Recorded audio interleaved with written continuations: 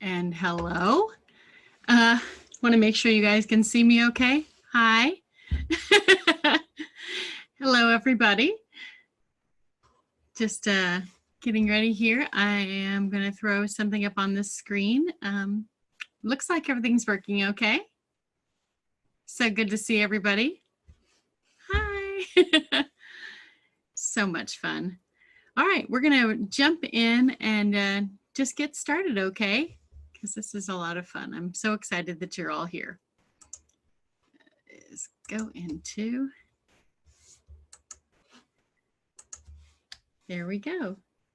All right, guys, welcome to our introduction to color theory. I'm focusing on Golden Open acrylic paints in general. I am so excited that you're here. Hope everyone can hear well, and I'm super excited that you're here. And just want to make sure that everyone can see, everyone's getting in all right. All right, looks like we're working. And of course, I am going to be recording this entire thing, so just want to make sure you're aware of that. So let's get started.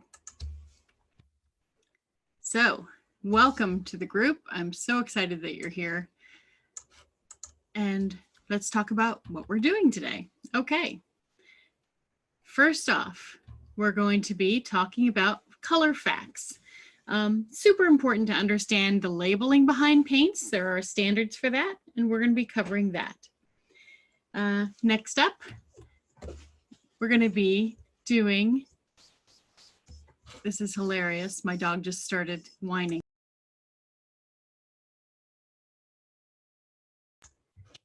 The dog just started whining. It's hilarious.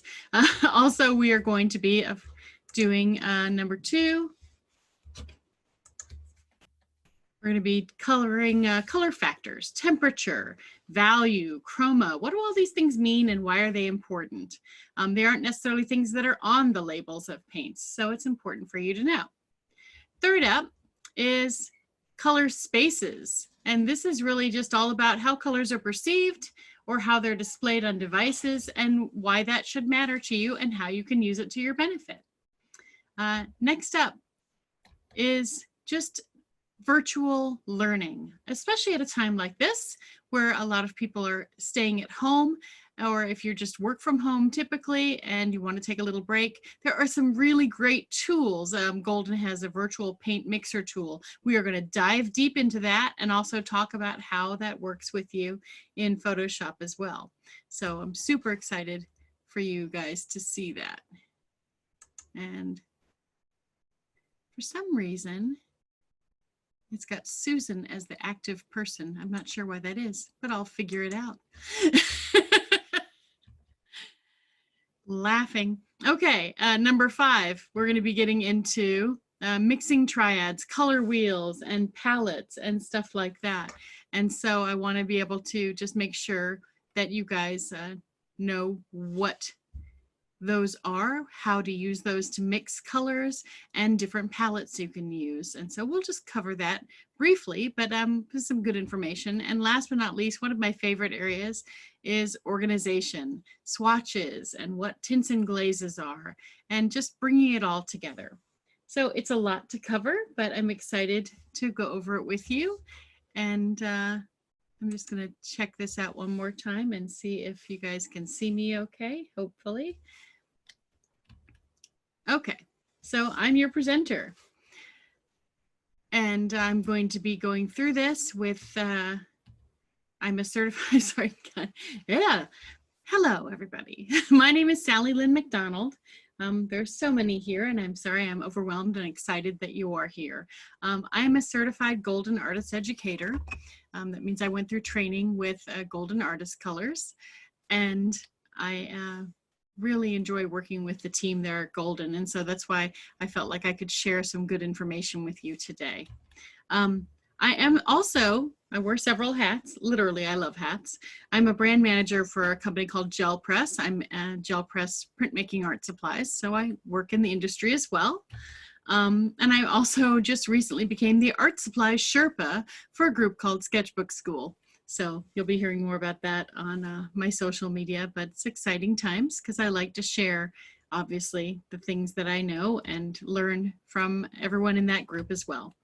I'm also the chief archivist of Palatini. That is my own company, and I have a brand of products and stamps and stencils and different things, gel plates that are underneath my brand. So that's who I am.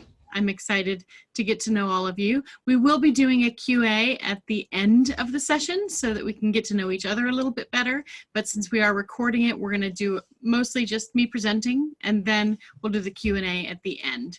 So I'm looking forward to talking with you guys some more. So here we go. So what are you afraid of?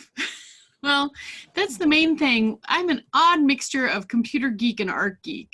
And personally, I am captivated by the mysteries of art mediums. I have this sense of wonder and enlightenment that can only come from the flow of a variety of mediums from my brush or airbrush or tools. Having worked in the art materials industry, however, for some time, what I hear most often is the fear of experimenting with art materials and mediums, literally agony and using their expensive paints the wrong way, so they don't use them. So here's a little bit of enjoyment for you there. Agony, oh the torture they teach. In agony, What's not wanting as to use intriguing them. or half so fatiguing as what's out of reach? So that shouldn't be the case. Moving on. So the first thing we want to do is understand the labels. Okay. Hue is the thing we understand most. And so when it says when it's a blue paint, we can see that it's cobalt blue. Hopefully everyone can see that okay. Looks good. So hue is the thing we understand most. But hue, or a paint's dominant color, like in this case blue, actually has another meaning when it comes to paint labeling. When a tube of paint is labeled hue, as in like Indian yellow hue, that means it is a copy of the original historical pigment. For example, true Indian yellow is an acid that was produced by heating the urine of cattle that are fed mango leaves. Yes, that's why we're happy it's a hue. The process was introduced into India by the Persians as early as the 15th century. And they were the chief exporter of this hue in the early 19th century until about 1908. And then Indian yellow was prohibited as an act of preventing cruelty to animals because mango leaves do not have the proper nutrients for cattle. Things you know. Other information about a color aren't typically found on the label, but in your own exploration of paint and how it mixes. So this is all the information that's on the label, and it has meaning. And one of the things I want to know about me, I have humor about things. So you see that little ball that's over conforms to ASTM D4236? Well, that's the paint safety labeling that Golden chooses to put on their paints. And basically, that is a marble. So they're saying you can play with marbles and you don't swallow them. Basically, that means with paint, it's safe. It conforms to the standards that exist. But paint is tested to the end of a paintbrush. So don't go around finger painting with it. Okay? So that is what that little marble represents. Anyway, lots of good information. One thing that isn't shown on the label of the paint, but all the way to the right side, you'll see this lovely little chart for cobalt blue. It talks about other things about paint. So mass tone, that's the thick film of color when it's applied to completely cover the surface underneath. So that's at the top of that little chart, all the way to the right-hand side. Then a tint. On the left-hand side of that little paint swatch, the tint is basically the hue plus white. And so they've got from top to bottom, the hue with 1 part white, or the hue, 3 parts hue to 1 part white, or 1 part white and 1 part hue and 10 parts white. So how much white, how does it affect it? How quickly does it affect it? White is obviously has a lot of tinting strength. So it's interesting to see where you can bring your paint. Then the next thing is tone, which isn't shown on the chart, but it comes in important later when we talk about complementary colors. That's hue plus gray. Then the last thing is shade, hue plus black. And so it's another thing that you can do with your paints to bring them down a tone, but we'll talk about that again when we talk about complementary colors. And then you'll see actually glazing there on the chart, which is really just putting in a polymer medium to see, you know, how it changes the texture and the value of the paint. You see that black swatch right in the middle? That's to show value. It gives you an idea of how much it shows up against black. And we will talk about value a little bit further, but it isn't really, you know, acrylic polymers are essentially white until they're dry and then they're clear. So it's important to understand that paint colors shift when they dry. Okay, since polymers are white until they dry, it isn't obvious to the eye, but it is something to be aware of. So when you're painting, a general rule of thumb is that the colors will be about 20% darker when they're dry. Okay, so the ASTM standards give a nice even playing field when it comes to how companies label their paints, but it is important, you know, to understand that they may have fancy names or fancy claims, but at their core, it all begins with pigment. Now, I often equate a paint's label to a detailed recipe. A great recipe doesn't say a pinch of cilantro. I happen to like cilantro. It actually would tell you to use 2 tablespoons of fresh organic cilantro, certainly not dried. So it's important to understand that tomatoes and tomatillos are different things, right? And along these lines, great paints give you a very detailed recipe because they are proud of the ingredients and the results that you will get from them. So everything you need to know is there. We'll start with pigment. The word paint is not interchangeable with pigment. Paints are made with pigments that are mixed with a vehicle to carry them and make them adhere to the surface when they dry. More pigments and less filler typically defines a high quality paint. Pigments are expensive. The different vehicles determine the kind of paint, be it acrylic, which would be a polymer, or watercolor, for example, with gum arabic, not exclusively, and oil paints have linseed or another thing as the vehicle in them. We aren't here to make our own though, just to know more about them. So two paints labeled with the same common pigment name won't necessarily have the same color index name or don't even list the color index number on them. So it's a lot, once you understand the recipe, you know, the underlying chemical formulations, but in the hand of an experienced chef, you get different results. Now, a good example of these is the earth pigments. So raw sienna, for example, is PY53, which means natural iron oxide. Yellow ochre also says PY43 on the label, but it's naturally hydrated iron oxide. So they are different colors. An excellent article for understanding these, and I will link these in our event thing later, is an article called The Nomenclature of Color, which was written by Sarah Sands back in 2007 in Just Paint. And I will give you definitely some more information on them. So these paints are labeled with a standardized name, nothing fancy like. Some paints are named that way. They might say Sedona Evening. It doesn't tell you anything, which is why swatches are also truly important to understand your paints. Now, single pigment paints are made from one pigment. For example, cobalt blue that we have here on the screen.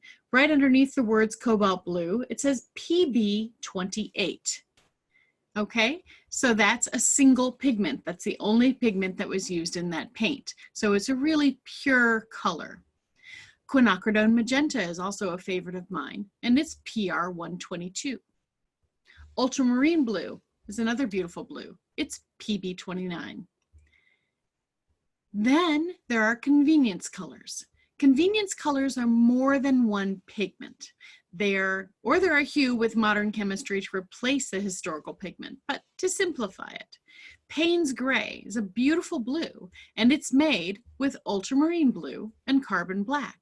So its label will say PB29/PBK7. So it's got 2 pigments to make that color. That means if you didn't pack either a tube of both colors, you can mix those single pigment colors to come up with your convenience color. Now remember, if paints list too many ingredients, consider looking to compare with another brand or consider it a convenience color and you can decide on your own to mix it. It's really up to you. My friends know I have full set syndrome, so I pretty much have every color I can get. That's just who I am. But also on this label, you can see series. Under PB28, it says light fastness, and then it says series 8. Series range from 1 to 9. Essentially, this is a scale of how expensive the raw materials are that were used to make the paints. Series 1 are the least expensive. Series 9 are the most expensive. If you've ever gone into a store to purchase paints, you'll notice many times they are not labeled with a price individually. They'll just have a chart up on the rack of paints, it says series 1, series 2, series 3, and there's one price for each series. Makes it a little easier for the stores, obviously, to manage, but it also helps you understand that you could buy more colors in the series 1 and 2 for less money than it would be to do similar colors. This is going to come into play later when we get into the virtual paint mixer. Now, there's also light fastness. The light fastness of a pigment is its resistance to change because of exposure to light. They literally have, it looks like fields of these things out in Golden to actually test light fastness. And it's extremely important when you're painting something that you expect, you're going to sell your work and you expect it to last. Testing is ongoing with this, and Golden recently developed, for example, the benzimidazoline yellows as a result of the downgrade of light fastness for the Hansa yellows. At least that's to my understanding. So light fastness is very important, and within the Golden line you won't find anything less than a light fastness 2, unless we're talking about the Hansa yellows, which were just downgraded and in a way replaced with the benzimidazoline yellows. Good, I can't say that. They say benzy. I think that's a better way to say it. We'll go with that. Okay, next up, opacity. You can see that little blue swatch across the top of the paint tube there. Those are actually hand painted, and there's black bars that you can see underneath the blue swatch. That's to give you a hint about opacity. If you can't see the black bars, then you have a very opaque paint. If you can see them very well, then it's more of a transparent paint. So paints run from opaque to semi-opaque to semi-transparent to transparent. I like to think of it almost as translucent rather than transparent, because transparent sometimes to me feels like it disappears. It doesn't, it just layers really, really well. Now let's talk a little bit about pastel colors. Pastel colors have a white in them, and white is the king of opaque. Have you heard of whiteout? Correction fluid, snowy conditions. It means you cannot see what lies underneath. So white in a paint makes it more opaque. Now, if you've been to a museum, you will notice that most paints look a little bit duller compared to today's bright colors. And this is the difference between mineral and modern pigments.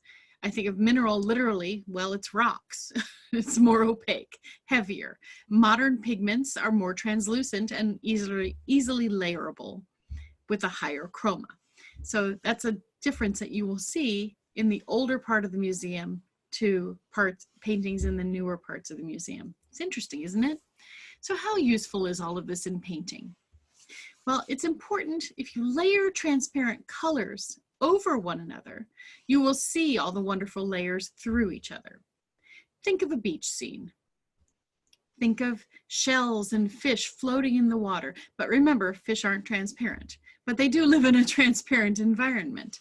But layering transparent colors over opaque colors is also known as glazing, and it is a way to lessen the focal point draw of that object. Glazing or adding polymer gloss mediums can achieve the same thing. Now, why would you do that?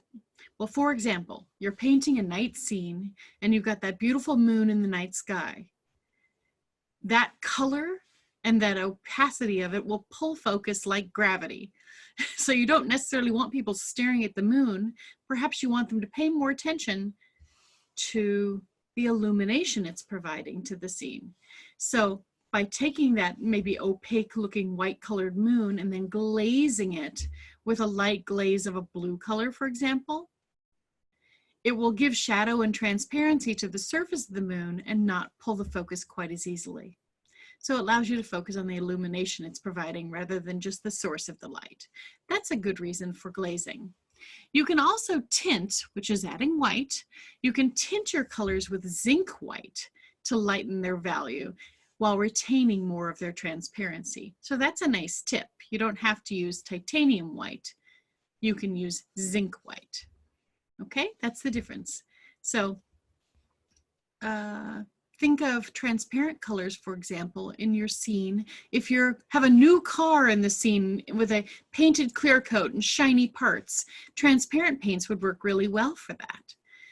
But what if you have a really, and then you have a pumpkin, say, you mix it with a bit of yellow ochre for solidity, okay? Let's talk about opaque. Now, opaque paints, that means you can't see through it. It's good for really solid objects or even shallow puddles if you're thinking about them being placed over concrete. So think about what lies beneath, or vintage items. So you also use opaque colors to draw focus to them. Think about a bride wearing white. Remember, white is our big opaque king of opacity there. So a bride draws all the focus. Now you can mix in titanium white to add opacity through a color through tinting, and also to make a color more opaque. Or you can use matte mediums, which by their very formulation include whitening in order to mattify. Okay, so that's another way to make things more matte or more opaque. Another reason to use an opaque paint, as I said, is like a vintage item, an old car with chipped paint and rusty parts. You're going to want that to look a little bit flatter, maybe a little bit more old. A persimmon with transparent raw sienna on top of it to add sheen and make it look like a moist surface. So you can do all kinds of different things there.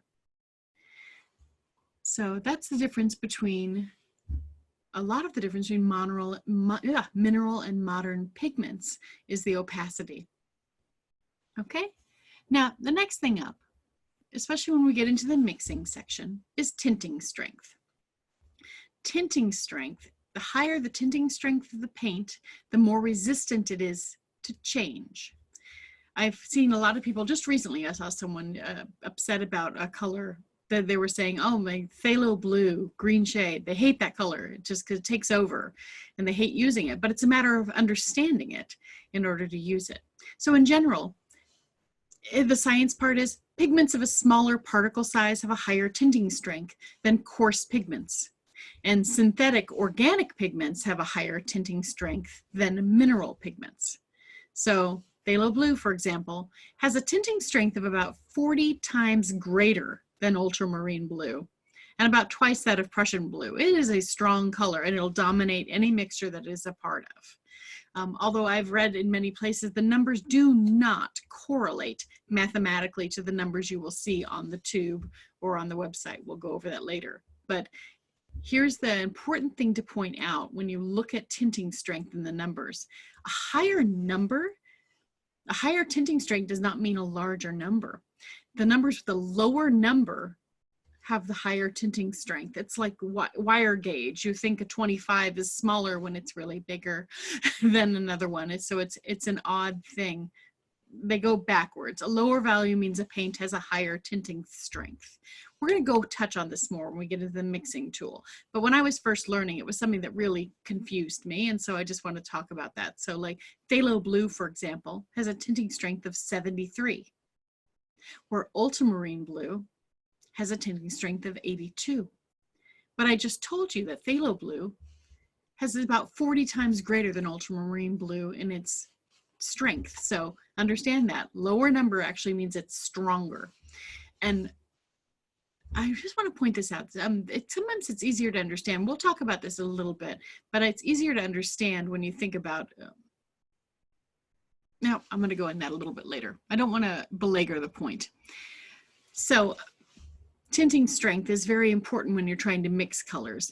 And for example, when I was talking about color wheels with someone recently, they were taking a yellow and a red and just mixing equal amounts of each and surprised that they weren't getting a really nice mid-tone orange. So it's not about equal amounts of paint. Tinting strength plays into that.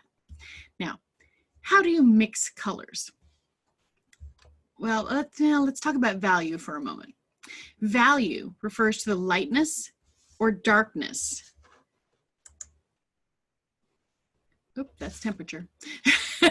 Value refers to the lightness or darkness compared to black. And that's why we have that nice little black thing on the side there. It kind of shows you. You see the black swatch across the top of the blue there. It just shows you that the blue is kind of sticking out in the value against black. So it's not a really dark color, it's kind of a mid-tone color because we can see it so well. It's not really light against the black, and it's not really dark and fading into the black. Value refers to that lightness or darkness compared to black. Sometimes it's easier to understand by taking a swatch of color and placing it against a grayscale against other colors.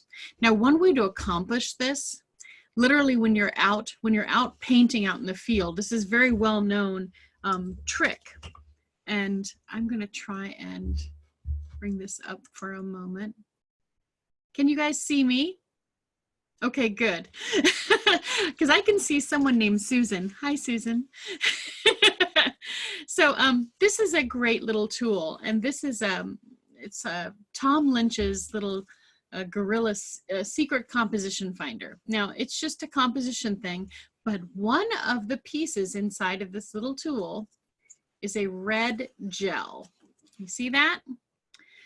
For whatever reason, when you put red over things, suddenly it's like all you can see is the value and not the color anymore. So this is a really great little tool. If you can just find a red gel, or there are several companies. I'll try to put some links together. I have a link to this, which I'll go over and put in the notes.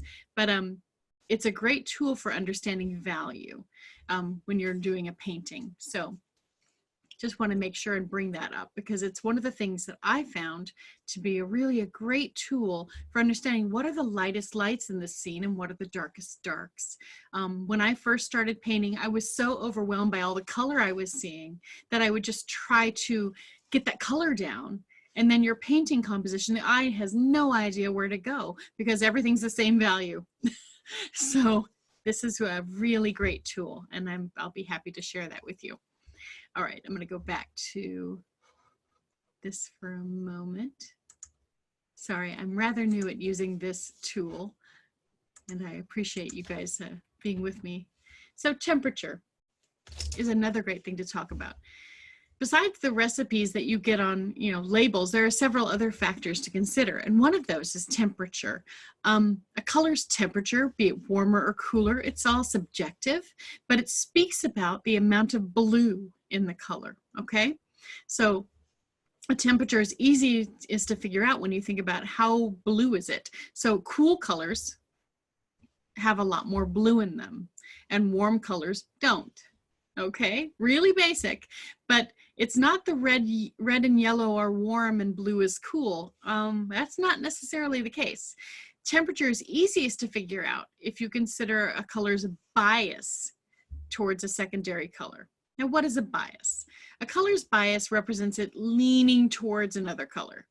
A red can lean towards an orange or a purple. So you can have a cool red or a warm red. All right, depending on the pigments used in its creation, that is how colors lean towards, have a bias towards one or the other. So I find that very interesting. So here is a trio of cherries. They're painted, say, on a sunny day outside. So obviously we have that reds in the case will take on the color of their surroundings, which is the sun. So a nice warm set of reds here. Reds that tend to lean towards orange is what is called for. Now, I didn't paint this scene further, but imagine there's a sunny day outside. So cool red cherries wouldn't really feel right in a painting with a sunny background outside. Okay, so that's how we start. And think about, for example, a beach. If you're in a Caribbean water beach scene, you need warm blues versus a Maine coastline on a foggy day. Those are cool blues. The bias does lend to the authenticity of a scene and how it's interpreted by your viewer. All of these things are not rules. They're just guidelines and ways to help you make decisions in your paint choices. For the cherries, for example, I worked with a Naphthol red light and a Hansa yellow medium on those parts.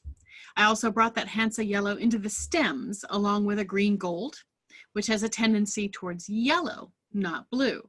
So once again, I was trying to have that green have a tendency towards warm instead of cool. Okay? But when it comes to the sides and the shadowed parts of the cherries, think of what a sky looks like. Think about what the earth looks like, you know, the sky above us and the earth when you look at it below. The sky is blue. Our atmosphere is essentially blue. So shadows, I don't know, I'm no scientist, but it makes me think about the blue light filter on my phone so that my mind's eye doesn't think it's daytime. I should turn on my blue light filter. Does that make sense? Scientists, feel free to shoot me down on that one. But think of shadows as blue. So cooler colors tend towards blue. So in the shadows of the cherries, I brought in alizarin crimson hue for the shaded areas to get that started. So I wanted to mimic shadow, not just with a darker color, but something a little cooler. So a color's value cites its lightness or darkness, and scientifically it means the extent to which it reflects or absorbs light. Now, in practical terms, this is important if you would use this to plan around your focal point. The higher the value, the more dominant a color's role. Having a variation in value gives a painting interest. You want the lightest lights and the darkest darks to be clearly defined. Otherwise, your painting gets lost in the midtones. And do remember, when you're out there looking at a scene, you're not being a journalist. You can choose to make things lighter or darker as it suits your painting. Okay, you're just using what you see around you as an inspiration. And the last thing we'll talk about there is the color's chroma, its intensity. That talks about brightness. Oops. This can be changed by adding a color's complement, okay, to change the chroma or its intensity. Adding more and more of its complement will let it turn into neutral colors like grays and browns. Now, that's confusing, okay? But in the case of this painting, remember that green gold that I had used in the stem? Well, green is a complement to red. And so I mixed a little bit of the green gold into the alizarin crimson to tone down the shadowed areas. So it didn't pull focus as much, but it dulled it down and made it more natural. It's more effective to use a complementary color than using a gray or a black or a brown directly, because those tend to dull your colors, okay? So in addition to using these three colors, mixing and overlaying, it gives the painting visual harmony, because I basically used that green and that red and that yellow throughout and just brought in a little alizarin crimson for a cool temperature, but it gives it harmony. Nothing is screaming, I don't belong. And that is why we mix colors, because you will sometimes hear of painters using a limited palette and mixing their colors from that palette because it gives harmony to the painting. Okay? We'll talk about that as well, but everything is up to interpretation, and you as the artist get to interpret and create the scene to your liking. So let's talk a little bit more about perception. Color spaces. Now, many of you don't know me. There's a whole bunch of you in here. Many of you don't know me. I am a geek. I am a former IBMer. I love computers and I love art. So both sides of my brain are firing. And I get geeked out on color. That's why I love Golden so much, because they're as geeky as color as I am, if not more. So let's talk about color for a minute. Now, the Munsell system. This was developed by art instructor and painter Albert Munsell, and it is an amazing way of cataloging perceived color by three attributes: hue, which we talked about, the basic color, value, its lightness or darkness, and chroma, visually with the human eye. Literally, they created an atlas of color with painted color chips. Oh, so here's the hue. As you can see, a scale going up and down with the hue, the value up and down, and the chroma going in and out from the wheel. So that was how the Munsell color system was devised. And I think when he devised it at first, he probably thought it was exactly even 10 steps, 10 steps, 10 steps for everything. So it was at first shown as a circle. But the reality is it's more like a tree. This is an actual page from from one of their catalogs, the Atlas of Color. And it was literally hand-painted color chips arranged in a tree-like system to help visually match or identify color. The most widely referenced version of this is from 1929. Okay, pretty cool, huh? So it's taking a color and just showing you, you know, if you look on the panel number C, for example, with the yellows and the blues, you can see hue is, you know, color, 10 different sets of colors from primaries, secondaries, and some tertiaries. Value is lightness and darkness on a scale from, you know, basically 1 to 9, evenly spaced. And chroma is going out from left to right. How bright is it? Now, when it was originally shown to be a circle, but as you can see on panel number C, the highest chroma of that yellow is all the way up in the right-hand corner. So the highest chroma is up there, while the highest chroma or intensity of the blue is all the way, you know, down, almost down to the bottom of that blue paint. So it's like, it's interesting to see, you know, it was intended to show the mathematical differences in steps, which is why it's more like a tree. But some colors just don't stretch that far, and that's why you see those branches going out wildly. But it was very interesting because it was literally hand-painted chips, and it would help people identify it by the Munsell color system. Hue, value, chroma. Love color. So complementary colors are not even on the opposite side, so you can't predict color mixing very well. And oops, I'm having difficulty with that. I'm gonna go stop sharing for a minute. Hello. Okay, so the next thing was the lab colors. And lab colors, they were defined lightness or value. A is the red-green component, and B is a blue-yellow component. So basically it was developed in 1931 in France, and it was, you know, indicating colors values from 0 to 100 on a scale, 0 being totally dark and 100 being white. So the lab colors are also something that were used. Then there's RGB. I'm going to open up something different for you to look at. I think that's why my thing died. There we go. Here it is. Okay, so this is Photoshop. So lab and RGB and CMYK, these are all kinds of different things, but Munsell color system and lab were based on perception. It meant how the eye sees color. RGB and CMYK, instead of defining colors by the visible spectrum, these codes provide a recipe for mixing it on a device, whether that's in screen or in print. So RGB, you've probably heard of. RGB is for screen color.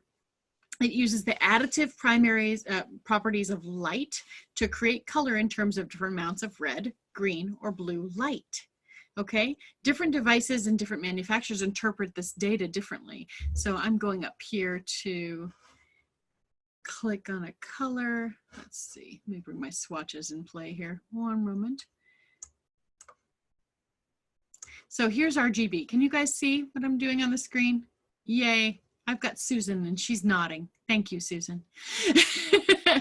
So RGB, that was basically the only colors that it cared about. It was mostly red, green, and blue at the time. So screen color. Now, but have you probably read when you've gone to buy a paint, you've looked on it, it says object on monitor are not what they appear like in real life. This is because different devices and different manufacturers have different standards and how it interprets them. So there are several RGB color spaces. sRGB is probably the most standard, and Adobe RGB is used by people who intend to print it, who have a CMYK printer. And when I say CMYK, look at your inkjet. If you've ever opened and looked at a color cartridge in there, you have a black, and you have one that does yellow, you know, a cyan, yellow, and magenta, basically CMYK. That's what that is. So an Adobe sRG space actually encompasses the entire color space of CMYK. So basically everything in that color space can be printed. So we'll dive into that another time, but that's the geek side of it. Okay, so CMYK is for printed color. It uses subtractive mixes. The idea being that the paper is a certain color, and so we're subtracting from that, and we're adding all these colors to essentially make every color. And this is where you go back to art school, where someone told you that the primary colors were yellow, red, and blue. Nope. Not when it comes to printing, or even really mixing paint, to be honest, because the only primary I can think of is yellow. The rest of them, not so much. My opinions are strong in this area, but I'm a geek by nature. So try and mixing, and you'll be able to mix your own beautiful reds and primary looking blues just by using those three colors. So, and a little bit of black if you want to play with that. So interesting, huh? When you think about things that are surround us every day, but we don't realize. So the problem with RGB and CMYK is basically manufacturers are all using their other color spaces for device dependent representation. So it's not the human eye, now it's a device that's interpreting this information, which is why something that you see on screen doesn't match the same item in person. You brought that pretty pink blouse, and when you got it in Amazon package in the mail, oof, that was not the color you thought it was, because your monitor cannot represent it and your printer can't print it, you know. And so that is why we're going to stick to that for now. But now let's talk about things that are printed, and libraries. Color libraries I think are very interesting. Pantone is one of these. I'll go and jump in here for a minute. Ages and ages and ages ago, my husband found this in the trash at his office, and he brought it home to me. This is a Pantone color system.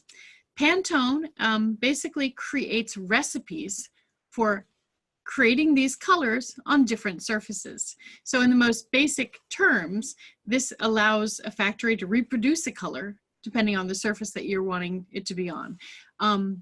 I worked for a company at one point where they wanted to, say, make a paper a certain color, and then they had buttons, you know, physical little buttons that were supposed to also match.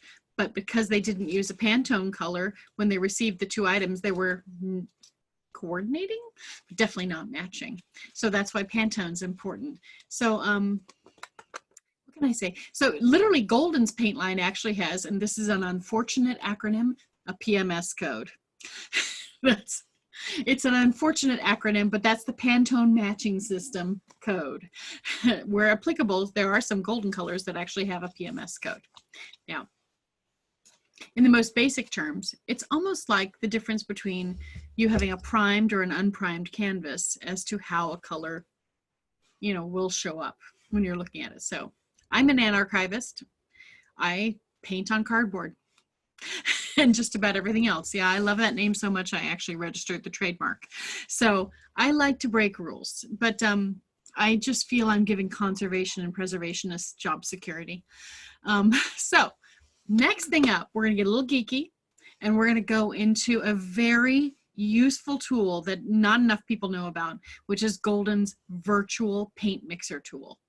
It's amazing. You're going to love this. Are we ready? All right, let's jump into this. Is something that's available to all of you. And I don't want you all jumping on there at the same time, so I'm going to give you the link to it later because I don't want to break it. Let's jump in and pull up the mixer tool. And there it is. Can you see that? Let's make it a little, yeah, there we go. Okay, this is Golden Artist Colors Virtual Paint Mixing Tool. I'm going to make myself smaller and get out of here so you can see. Okay, so what I like about this, besides just geeking out on how amazing the science is behind this virtual paint mixer tool, this tool is an essential learning tool. Remember how I showed you the agony thing before? People are so afraid of using their paints and colors, but this allows you to learn how colors mix so you can focus on your palette work. It helps you make selections based on what you have. It helps you in a myriad of ways to save your favorite mixing recipes or colors that you love to use time and again, even to share those with other people so you have someone doing production work for you. Okay, let's get started. I'm going to go ahead and log in.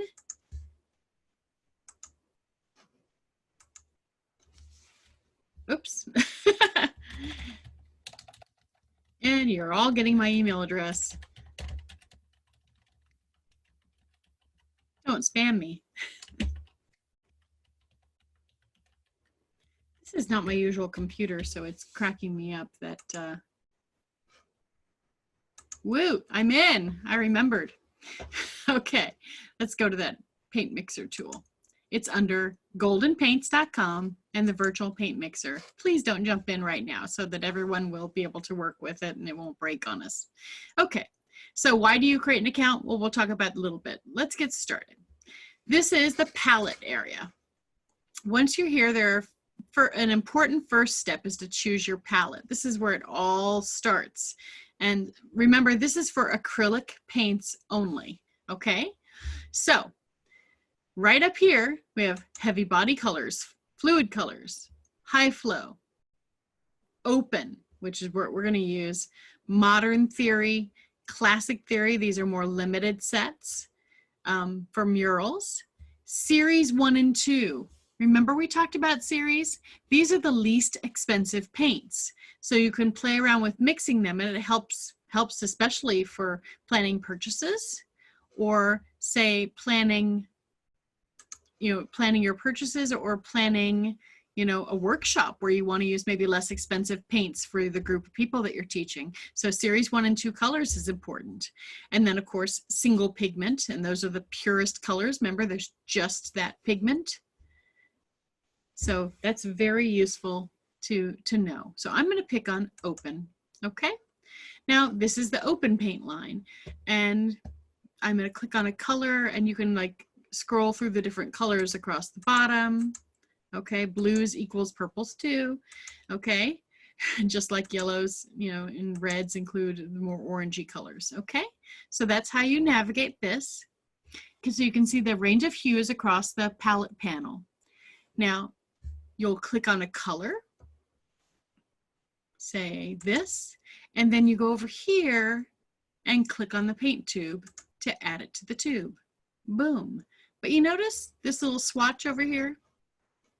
Nothing is showing up here mixed yet because you haven't squeezed any out of the tube. It says 0. So you can hit plus, boom. Now you have cadmium red light in your little target area. Okay?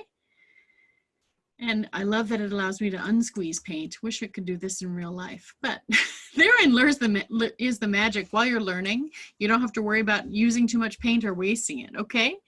Now, I know so many people that try to learn, I'm gonna get on my soapbox for a moment, with student grade paints. In my humble opinion, that phrase should be stricken from our language. A student will have a harder time learning and enjoying painting if their tools are fighting them the whole way. So instead of wasting paint, and I've heard students say this time and again, why don't you don't have to use them at all. Here you go, learn, mix, and then make a shopping list because you're gonna want them all. But it's a really good thing. This is just something that I want you to be aware of. Now, a quick segue. I'm just gonna jump on something real quick so I can show you something else. For your shopping, as you know, this workshop is free, but if you are interested in buying paints, you can use my little storefront on Amazon. Let me go to see what others see. Okay, so this is my storefront on Amazon. I don't sell these products. I've simply linked them here for you to find them easier. And so if you go to amazon.com/shop/Palatini, that's where you can find all of the things that I'm talking about, golden open acrylic paints and all the different sets, tools such as that, there's some wonderful tools in here like I talked about, for example, the Tom Lynch tool. So all of these things are here easily if you wish to find them and support your artist friend. Thank you. So amazon.com/shop/Palatini. And I will link that, of course, in our event later on. All right. Back to, whoops, boom. So I'm going to go ahead and I've clicked on cadmium red light. I've selected the tube and I'm going to go ahead and give it 10 squeezes, or you can swipe right over that and type in 10. Okay, so I've got 10 squeezes of cadmium red light, and that ain't working. Are you all in here? Let me click that, click the tube, type in a 10, and I got nothing. That is really strange. Well, I don't know what to tell you. Let me give this another try. Change things up a little. Sometimes it gets upset at me when I change screens too much. Cadmium red light, click the tube, type in 10. Nothing. All right, I'm going to kill this and open it back up again. goldenpaints.com. Go to the virtual paint mixer. Choose open colors, CAD red light, into the tube, and 10 squeezes. Yay! Okay. Whew! Love live workshops. Now, look at the paint swatch all the way over the right. Over here, you see the mass tone. This is the amount of a thick application, so basically that it covers what's underneath. It's painted over a black swatch. You see that black behind it? Hopefully you can see my mouse. I think, yes, you can. Okay, so you can see its value compared to black. Remember value? Then along the far right over here, this is tinting. Tinting means adding white. In this case, they are using titanium white in varying degrees of proportion. So 10 squeezes of red compared to 1 squeeze of white, essentially. Okay? And down here, 1 squeeze of red compared to 10 squeezes of white. Okay, so you can kind of get an idea of the range of tinting that you can get from that color. All right, so it goes from color gets more pastel, tinted, and opaque because you're adding white. It gets more opaque from top to bottom here. All right. Before we talk about actual paint mixing, I want to show you some other choices over here on this side. So the palette, we've gone through here. We see all the different hues that are there to choose from. There's also this really great thing called image. So if you wanted to upload an image of something that you wanted to paint, you could literally, match it. I'm going to try something. Let's see if I can find it. Welcome to my hard drive. I'm going to just see if I can pull up something here for Palatini. I think I've got, like a logo. Here's my logo. A little bit of shameless self-promotion. Sorry about that. But let's say we got a graphic design, and I can, of course, print this out all day and all night from Photoshop. But what if I want to paint a sign for outside or paint it on an apron? Well, I have everything I need to create it, like I said, digitally, but in the real world, this tool really helps. So I can go here, let me get rid of this. I can go here and I can go over that green and boom, in open colors, Golden is telling me my recipe. How cool is that, guys? You literally make sure you've chosen the palette of colors you want to use. I chose open. Go to your image and click on an area. So let's go to this blue. Pretty fun little recipe there. Okay, this tool really helps. But that light blue, let's see. That light blue, whoa, that portion of it, that is a really complex recipe there. Let's see, let me grab another piece of it. I'm still not liking, look at that crazy recipe. That's nuts. So what can I do? Well, look at this little thing right down here. Reduce colors. It can help simplify your recipe. So the colors are populated in the target area and you can reduce. Well, that's a lot easier. A heck of a lot of light with a white with a little bit of Prussian blue hue. Gets me pretty close, okay? I don't think I can reduce colors anymore, but let's just hit it. Yeah, it says no. And this says reduction is out of paint gamut of previous mixture. That means in geek speak, we're not getting any closer. But guess what? You can undo your reduction. Okay, so that's my recipe for creating that color. And I can go right down here to this little icon and save it. And then, as you can see, here it is in my palette. So I can, because I logged into the system, I can save a palette of colors down here and refer back to them again and again and again. All right, so select a color, go see what happens over here, reduce it if you need to make it a simpler recipe, and save it. Isn't that a lot of fun? So you can choose all kinds of other palette options, for example. Say, for example, you were doing an outside mural. You could choose the colors that are recommended for murals. And I wanted to paint that on the outside of a building. Then I could do that and go have it, you know, kind of only pull from that palette. Okay, so that's why these things are very useful. Or you only had the modern theory color set. I think there's 8. I'm not golden. I think there's 8 colors in there. So if you have that limited set and you want to figure out what is that green, it'll tell you based only on the colors in that set. Isn't this useful? It's a lot of fun, right? So it gives you a lot of choices. And you can also choose a photo. So here's a photo. This is actually preloaded in the set. Why couldn't they choose? I think that's actually I think that's actually at Golden's property.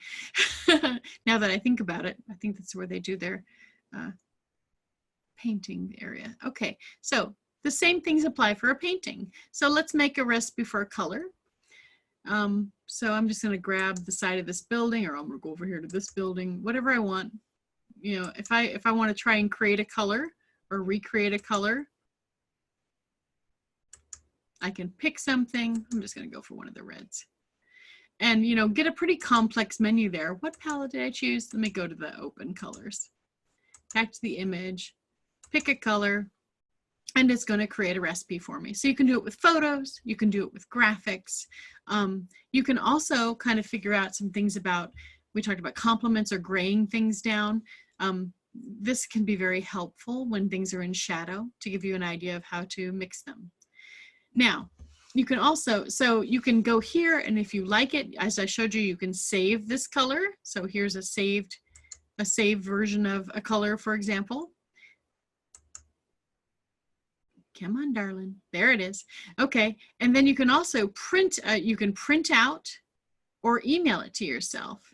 So just to show you what that looks like. So this is like a printed out version of a recipe. And this gives me even more information than was available on that screen. This has got the RGB, CMYK, lab, all kinds of great information. And it tells me everything about it. So I can put this in my file also to remember how to paint those bricks or that wood. All right, pretty cool. So the printout gives you a lot more information. Now, I'm going to go back to the website real quick. Sorry, I'm jumping around here. Okay. I'm going to go back to Golden's website real quick. If you go under products, there's also a lot of great information here. So you can go in here, and if you just click on any of the color swatches here, it'll give you, for example, I'll go to this one. Look at all this great information. It's showing you the mass tone over a black value strip. Okay, so it shows you how opaque that color is, for example. And then it's glazed with acrylic polymer medium, a one-to-one relationship. So you can see how you can kind of glaze the color to make it a lot, you know, thinner, lighter, whatever, more transparent. And then also tinted with white. So it gives you that. But under the technical details, woo, look at all that data. I'm a geek. I love that because it gives me all kinds of information to see the technical details about a paint. And so you're seeing everything that you could possibly want to know about it. And, you know, not for exterior use. The Munsell listing, if you've got one of those books from 1929, the Atlas, you're ready. The color index name, you know, everything that you could possibly know about it, the tinting strength, it's all here. So that's useful. Let's collapse that for a moment. And then it also tells you what lines it is available in. So not only is it available in open, it's available in heavy body, and you would see a lot of different things. And it gives even a description of the color. How useful is that? It's great information. They're so sharing about that. Okay, so now I'm going to go back to the color mixing tool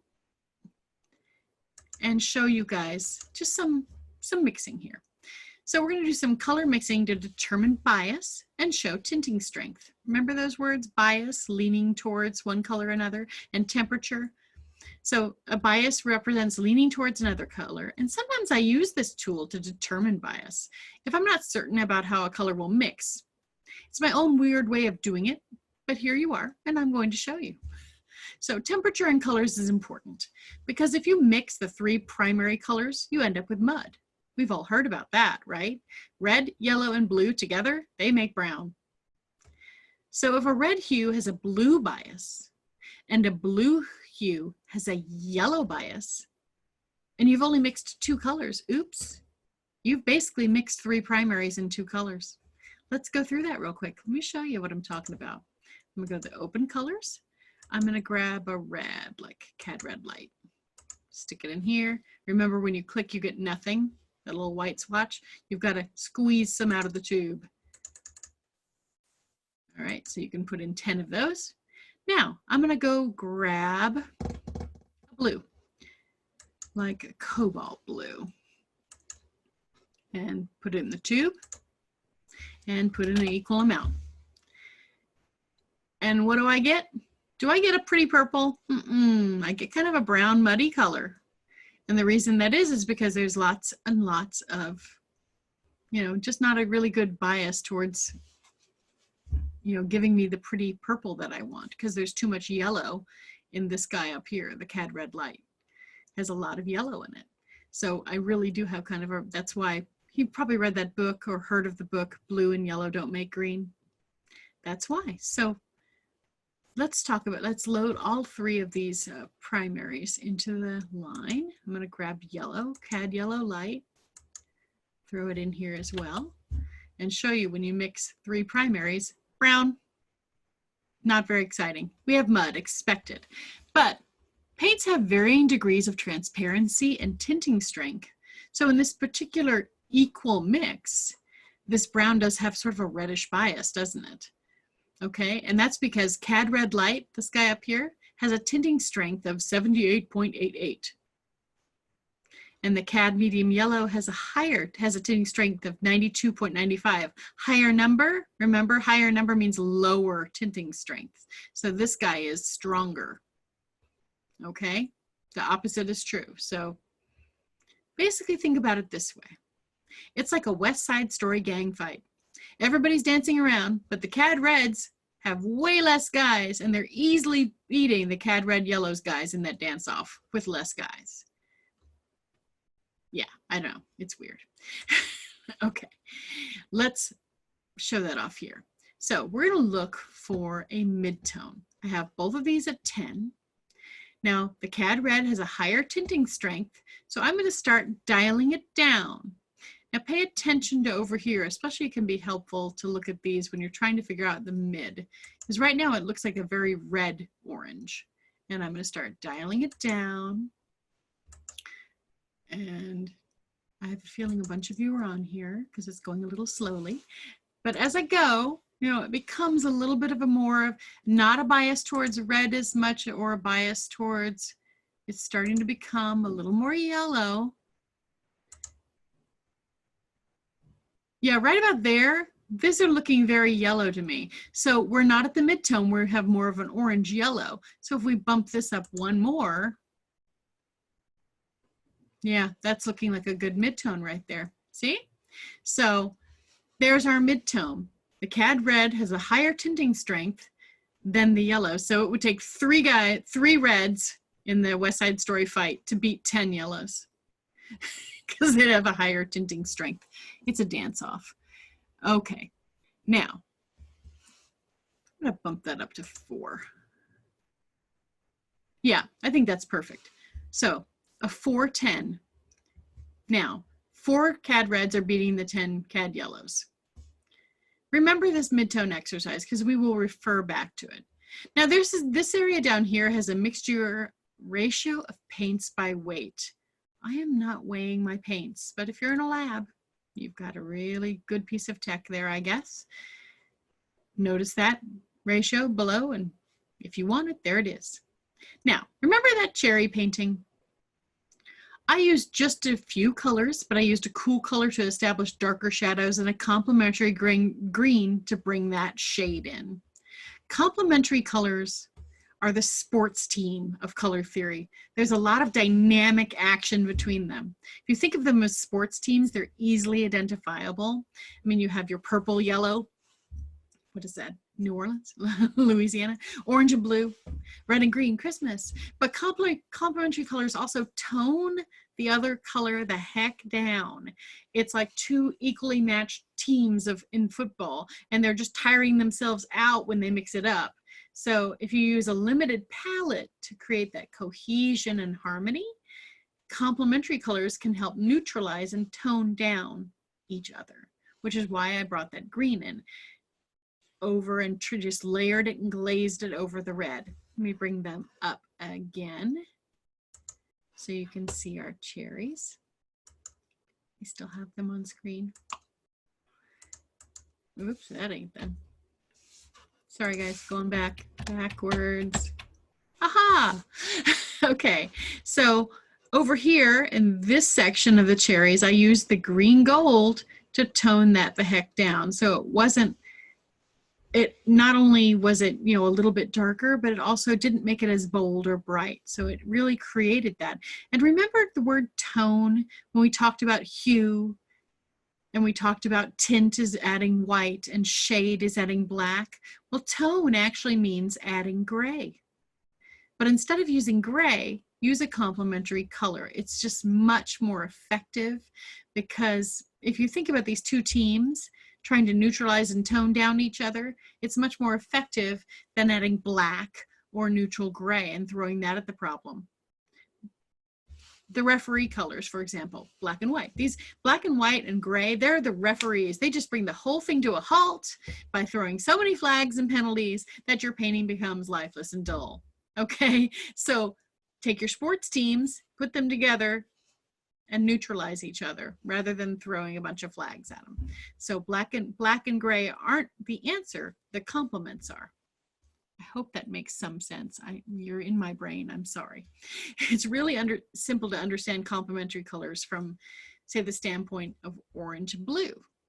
And the same is true with our mixture here. We're gonna go ahead and jump back into the paint mixer so we can actually see that happen. And there we are. Okay, I'm gonna go ahead and grab a few colors. So knock out those colors and let's have that cadmium yellow primrose. That's a pretty color. We're gonna throw 10 of those at it. And then purple.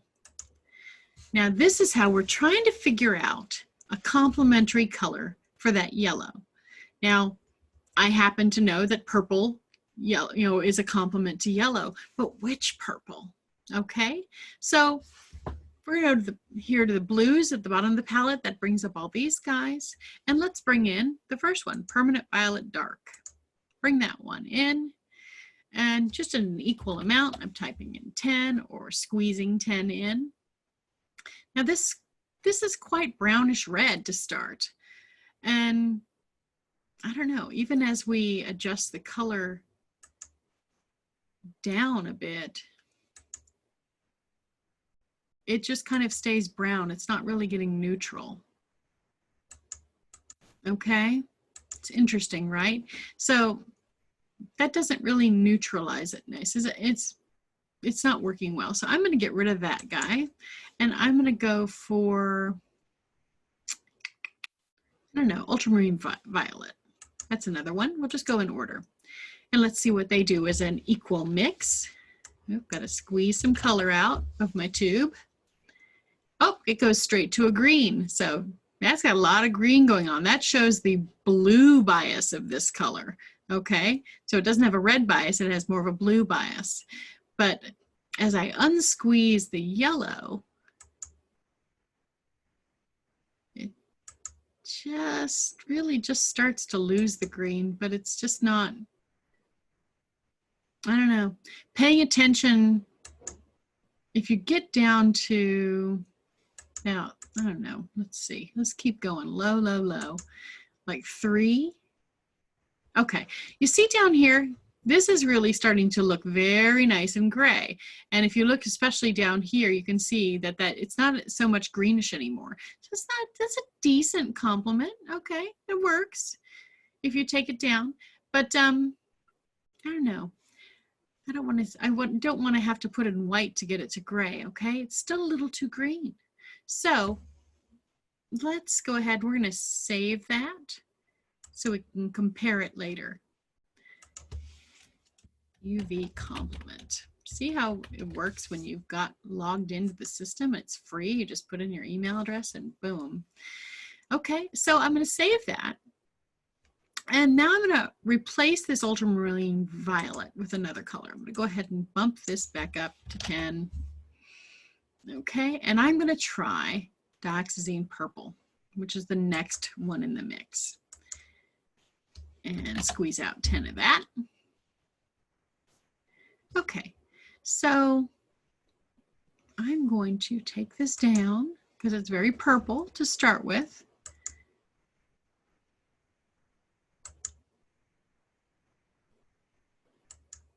And see, yeah, that's just, you know, that's definitely not, it's making it more purple, right? And why is that? Because dioxazine purple, 10, is a lot stronger in tinting strength than this one. So we're going to dial the purple down because purple is really strong.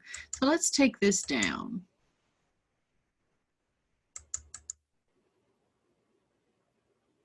Oh, it's starting to get a little gray there. Yeah, look at that. So now we have pretty, at 10.4, we've got a pretty good neutral gray going on. Pretty good. It's a gray with a reddish tone. Let's go down to 3. Yeah, see how neutral gray that is? That's very nice and neutral gray in appearance. So once again, it's something we can save.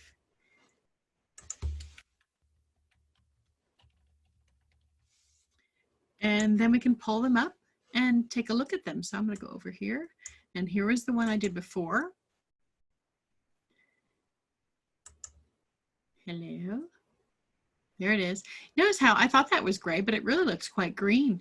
When I go over here, instead of ultramarine violet, change it out with a dioxazine purple, much more gray. So there we have it, folks. For cad yellow primrose, a touch of dioxazine purple will neutralize it. And it's not something you would expect, but if you wanted to create a really shaded area of a yellow, throwing some purple at it will do the trick much better than throwing a black or a neutral gray at it. Okay? I hope that makes sense. That was a lot of information, but it's a very fun place to go play. And so again, if you go to goldenpaints.com mixer, that's how you will get all of that wonderful stuff that you can play with. You just go to resources, virtual paint mixer from goldenpaints.com, and then you can get in here and play. I hope you enjoyed that. Now there is more stuff here. So that was a lot of information. How many of you, I wonder, are interested in painting in a digital color space? I mean, I'm not going to go all Procreate and Photoshop on you, except for this one little bit of information. You know, all that information that we get from the website about, you know, CMYK and what things are going on here. If I pick a color, for example, cadmium yellow, I've been picking that quite often, and I go here to numeric, it's going to give me the information. Oops, I got to put some in my tube. I wish that just went straight to 1. It annoys me. But down here, it's giving me a recipe, the RGB and the CMYK, and I can copy it and paste it and use it. Okay, that can be fun. So if I'm doing something for digital only, RGB is what I would use. If I'm using something for print, maybe CMYK, but it's something that you can pull into Photoshop or Procreate, etc., to look at it. So how do I use this? Well, I use some digital aspects in my work. So all of this information about RGB and CYK and lab, because it's there too. Let's go up here to products. When you go to the paints themselves and you click on any one of these paints, let's pick a personal favorite. Everyone buy Quinacridone Nickel Azo Gold. The technical detail has lab values, which is my favorite piece, and it's got all the stuff everything you could possibly ever want to know about it. Some of these things are available in one area, some are available in another. Well, as a geek, I've done something that I'm going to share with you. And let me pull back up. I'm a geek. Some of you will be excited, some of you will say, so what? But that's okay. It's free. So remember this RGB CMYK? Look what I did over here. Every single golden color in Golden Open, I have put into a library for Photoshop. So everything's here. So if you want to work with teal, now you got your teal. Isn't that fun? And if you want something that's golden teal on screen and you want it to be a Pantone color, look at this, color libraries. Boom. All of the different Pantone books will tell you which one matches it. So that's what's fun. Even if you don't know anything about Photoshop, there's some cool stuff here if you wanted to make something like a shirt or, you know, to match it perfectly. So all of the information about every single color, and I'm going to give you guys a link to this in the Facebook event. So I'm excited. Now, why would you want this? Well, I tend to use digital hybrid aspects in my work, things like text or music notes or old book text, and I like to change the black print and change it to a color that coordinates with my painting, and then, you know, print that out and use those things, you know, for collage or whatever on top of my painting or around to coordinate with my painting. So I can use this library to colorize them. Perhaps I'm going to put it somewhere where you guys can download. But it's pretty exciting. So it's got all of the different colors that are available in Open according to their numbers. So it's pretty exciting. It's a lot of fun to work with, and it's something that you'll be able to download. This is something that I've done for Golden's colors. I am a geek. I've done it also for Copics, Copic markers as well. So I'm kind of a geek. What can I say? So that's just something fun. All right, let's go back to reality. Playing with color digitally is fun. It's definitely a great way to learn about your paints without having committed to actually squeezing that tube, because they're so precious, right? But they're not. I want you to use them.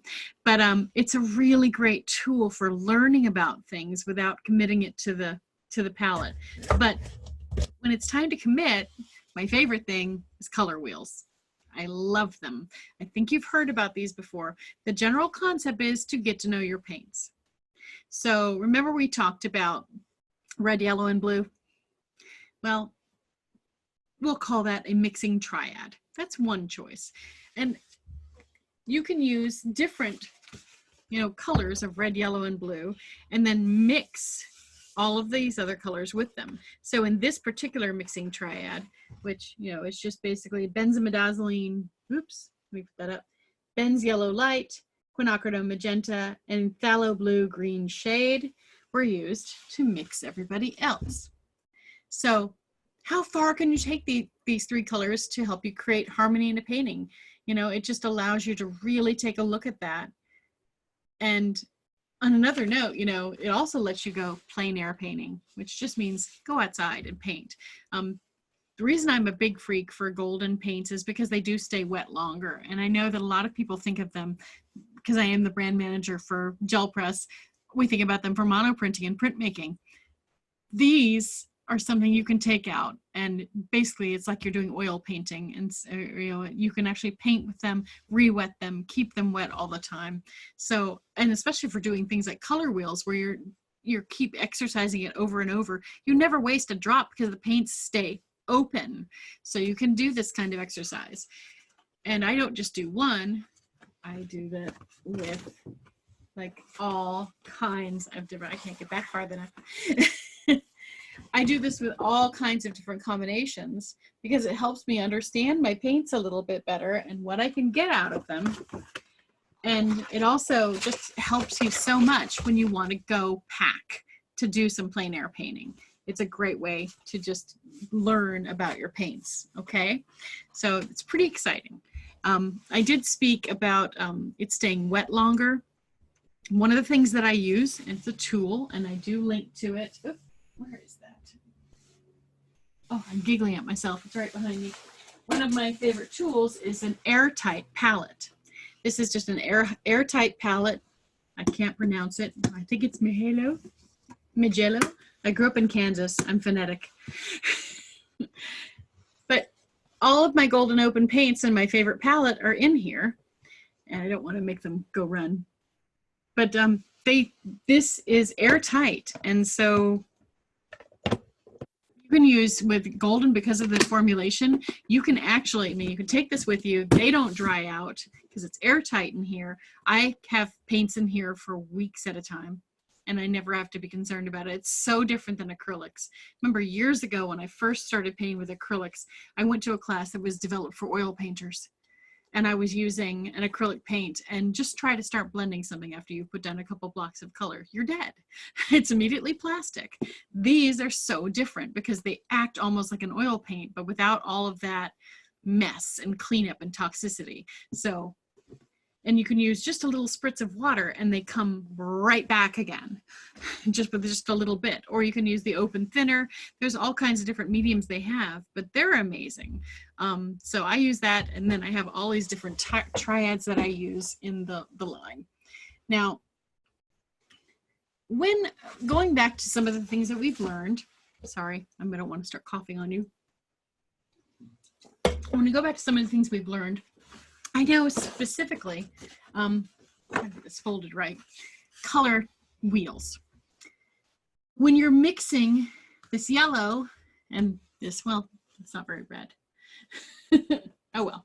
When you're mixing between this and this, my yellow and my red in this triad, so to speak, you don't mix equal parts to get your mid-range orange. Remember that? So you're going to be playing with it to try and figure out what that mid-range is. That's where the mixer tool can help you significantly to find out what the mid-tone is. And then once you get that mid-tone, you make enough of it that then you can start backing it down with a little bit more of this and backing it up with a little bit more of that to get the mid-tones in between. And that's what's really fun. So it's not equal amounts of paint, it's that experimentation and working and playing around with it. And that's why I love the mixer tool, because especially when students are just getting started out, and we're all, you know, everyone's home now, it's a great way to start playing around with it and take notes and realize, oh, this one's stronger than that one, and how much will it take? And you won't waste a drop, and you can figure out your recipes and then paint your little chart. So much fun. There's just a lot you can do there. So you use that, you can create your, your primaries, your secondaries, which is, primaries are the three, the triad. The secondaries are mixing these two together or those two together. You guys know this stuff, I think. And how that, and then the tertiaries are what's in between, what's left. So you get this really nice set of like 12 colors. Okay, so, all right. Last bit. Oh, we're doing pretty good on time. Yay, we have time for Q&A. So the last bit we'll talk about is organization. Love those. Those are invaluable. I can't tell you how much I love having those charts around. Okay, organization-wise. If you're lucky, sometimes you can get these charts at a paint store. If you're making a big enough purchase, they will love you and maybe give you one. But this is like all the hand-painted swatches of the heavy body paints. And it's got all the pigment information on the back. So if you don't have the mixer, which by the way does work on my mobile device, so it's pretty fun to be able to take with you. But you've got all that information. I actually, when I get a paint, the first thing I do is I paint squares of it. I paint it in squares. I put it in these little pocket page protectors. And so I have my reference. And it's funny, this is actually a library. I had done the heavy bodies before and I brought out the opens. I haven't even sorted these yet. So these are actually alphabetical, which is not really a very helpful thing to show you. But I typically do it by hue. So you have all the yellows together. And it's just a great way to see. And I typically try to do, kind of a mass tone and a drawdown and just a little swatch. But this is on paper. And, paper isn't the only thing we paint on. So I will tell you something else. And I'm going to share these files with you guys on the event. If you're a geek like me, I also painted on canvas. So I do a square of this canvas, and then I made canvas cards. These canvas cards have all of the information about the paint, everything that Golden gives us about it, the information, where this is like the range, the pigment, the tinting strength, everything you could possibly ever want to know about a paint, I have for every one of the open colors in a Word file. So, and I can tell you the source of like this stuff, so you can like print it out yourself, and then you take that and you paint on it. And so this has got the mass tone, 2 different strengths of glazes, and 2 different strengths of tinting. So it's just a great reference. You can take these and put them on a ring, and you've got all your colors, just a really great little pocket wow of everything you own. So it's just another thing to help you organize and use your paints. So I guess we're gonna open it up for questions. I'm gonna open up the chat screen. I think we've covered just about everything I can imagine. Let me take a quick look and see if there's anything more that I haven't hit on, and then we'll try to yak. Anyway, I appreciate all of you guys so much coming here today. I think we got everything. You know, I'll end this class later and I'll go, oh my God, you didn't cover that whole thing. It's okay. All right, so you can see me. Let me try to open up the chat. I apologize if I don't have this working correctly. Oh, I see some chatting already. People have been yakking. Let me see if I can figure out how to work on this. Okay. I don't know how you ask a question, so we're gonna try that. So, okay, so we have a question. Rachel said, can you guys see the questions? I'll just try and go over it. Rachel loves that I'm a geek. Yes, I am. Okay, can you use opens and fluid and heavy body interchangeably? Yes, they are totally intermixable. You will find that they act differently with each other. Definitely when you put a heavy body together with an open, it like goes, whoa, you know, and they mix interestingly, but there is no wrong that you can't do it. You can absolutely use them together. You will just see a difference in the consistency of the heavy body when it's compared with it. And of course, they won't stay open as long because of that quality of the open paints. But there's no mushroom cloud developing over your house when you try to use open with a fluid or with a heavy body. You can use them all interchangeably. Yes. Oh, great. Sue. Thank you, Sue. Sue can see the questions. Anybody else?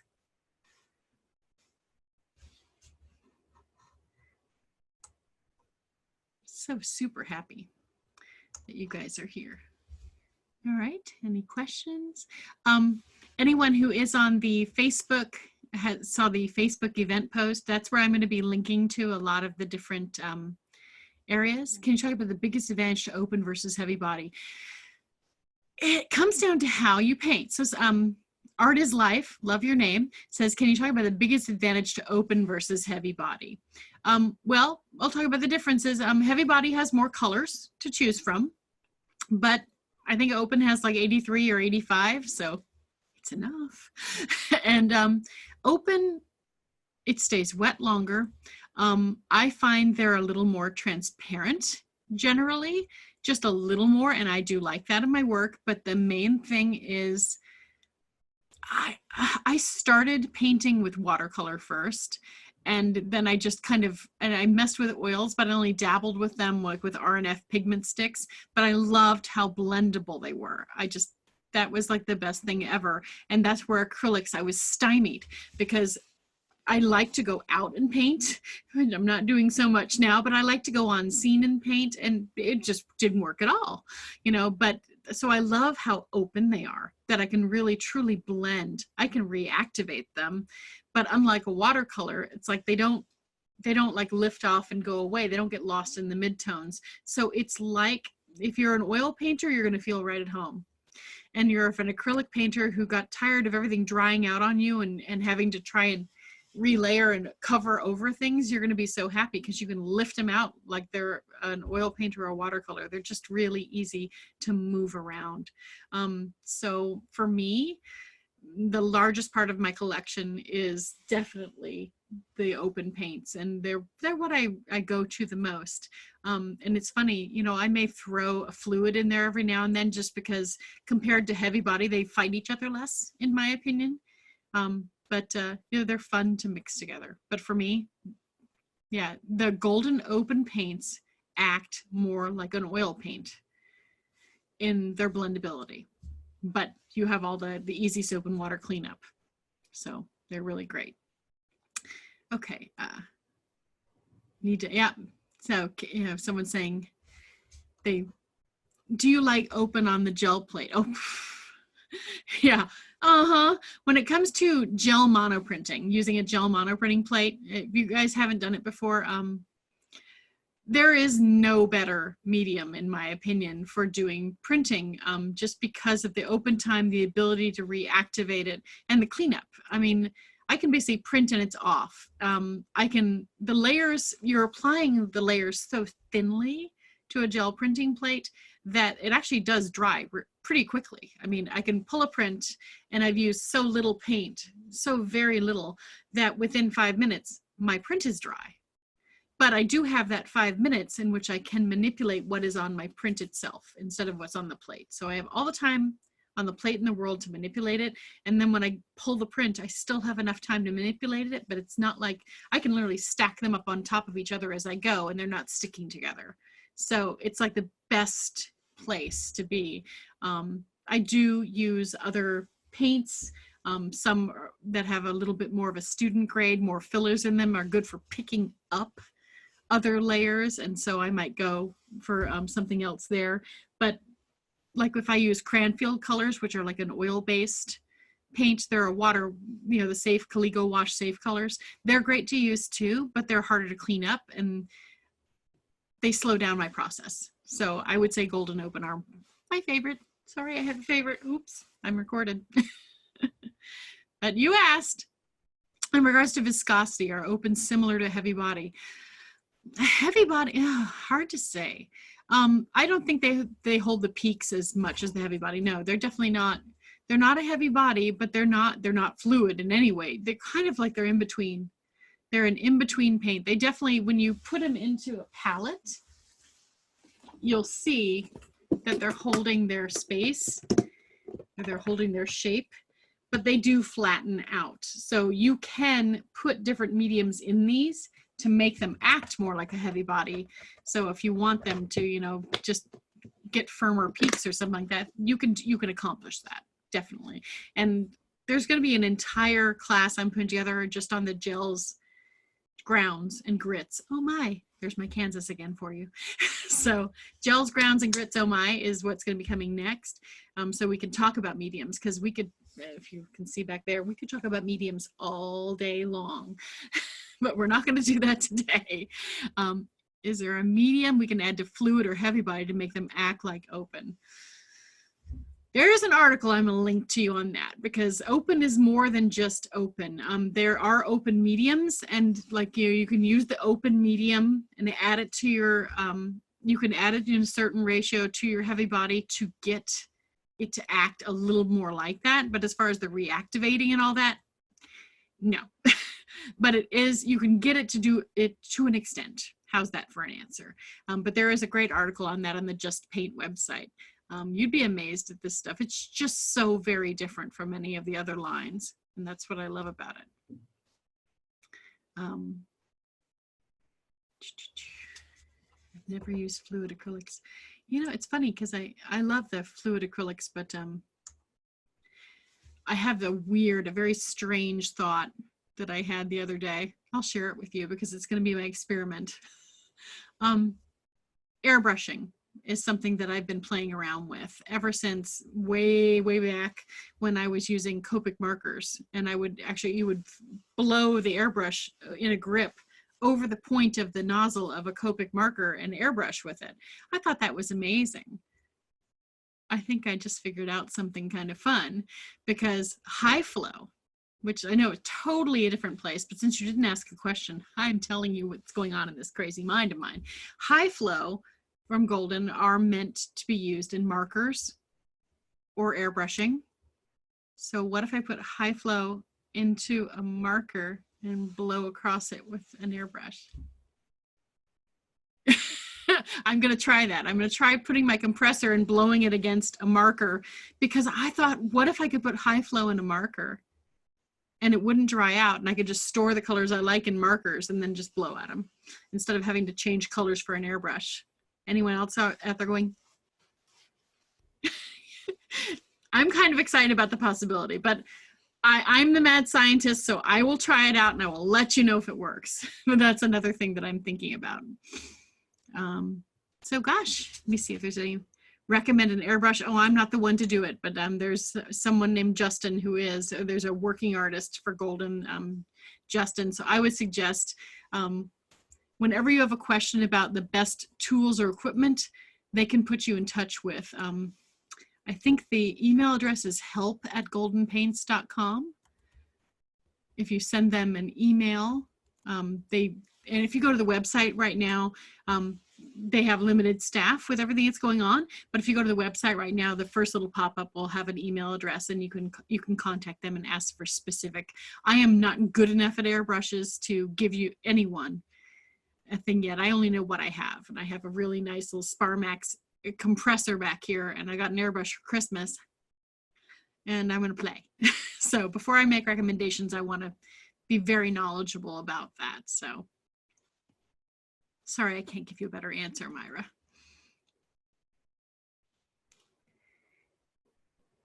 How are we doing? Any more questions, guys?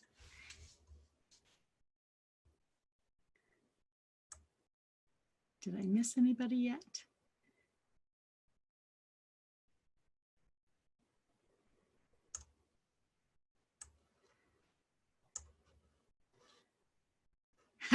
I saw a Copic airbrushy thingy and no idea how it works. I will check it out now. Oh, I threw it on the floor back there. I'm trying to reorganize this place, or I would be pulling out a lot more artwork, but it's chaos in here right now. Okay. All right. So thanks everybody. I will once again, just a little bit of a plug. I'm going to throw this screen up because if you are interested in supporting the artist from our free workshop, I do have an Amazon storefront. So if you go to amazon.com and shop/Palatini, that's where you can find all of my stuff. I have obviously the Golden Open acrylic paints. This is not, I'm not supplying them. People on Amazon are. This is just like an influencer page, if you will, but this is where under make tools to make life easier, you'll see some of my palettes, the Tom Lynch tool and the airtight palette that I love. Lots of things in here. Oh, this ridiculous tool down here is, it's for shaking gel nail polishes, but you know how great this works for high flows and other inks? I just stick them in there and shake them up rather than having to shake my hand off like I'm doing making martinis.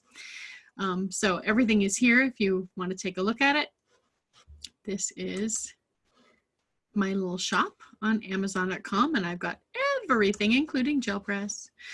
So, and hopefully we'll keep in touch. You know, friend request me on, I'm sorry, I'm trying to stop sharing. Friend request me on Facebook. I am running out of friends because Facebook doesn't let you have that many, but follow me on Instagram and I'll put links to all of those things. I'm going to post the charts, the Photoshop library, everything under the Facebook event. We'll start there. If I start hearing on direct messages and stuff that people don't have access to that, it is public, so it should work. No, you don't need to financially contribute to me. If I have another class in the future, come take it. But thank you for asking. Appreciate that, Micah. And then with generally, sorry, I will put everything under the Facebook event because that's just a great place to communicate it. This class, I am going to edit it so it doesn't have all this blah, blah, blah at the end of it. It will be available as on YouTube for like 72 hours. And then I'm probably going to get rid of it because I'm going to be making this into a class. So I appreciate all of you going on this little test drive with me to see how it goes. And we'll be making it into a little more tighter class in the future, more live-ish as I call it. as we get into a point where I can actually have a limited number of people and we can mix together and actually interact and have more cameras. So I'm looking forward to doing that. But just wanted to, share the wealth and what's going on in here. So a color mixing link. Let me see if I can share that here for the goldenpaints.com/ oh heck. One sec. I'm going to put all these links and stuff up on the group, but the mixer is super easy. It's goldenpaints.com/mixer. Whoops. I keep going to the wrong place. There you are. So goldenpaints.com/mixer is the link. And it looks like I need to put more information there. http://